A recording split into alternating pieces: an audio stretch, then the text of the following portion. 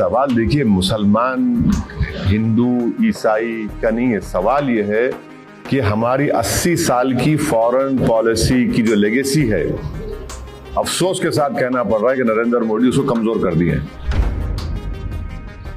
सवाल यह है कि 10 मिलियन जो भारत के लोग इन गल्फ कंट्रीज में काम कर रहे हैं, इजराइल में भी है, ईरान में भी है, उनका क्या होगा?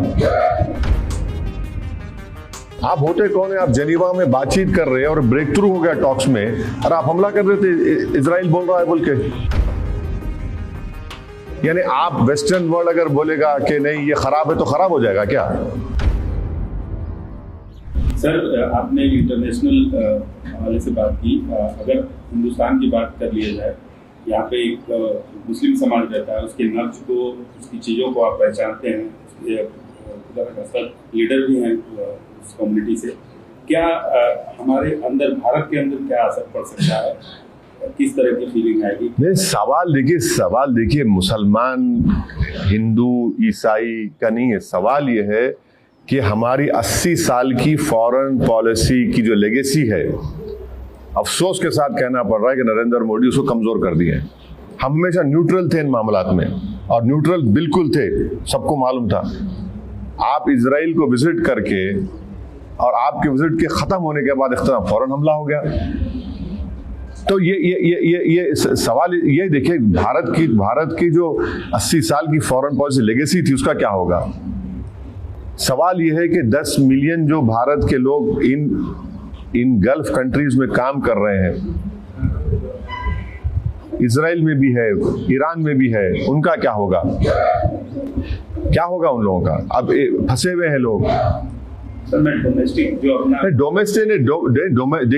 डोमेस्टिक में हर इंसान जिसके दिल में सच्चाई को मानता है, जो इंसाफ पसंद है, वो मजम्मत करेगा इस अटैक की।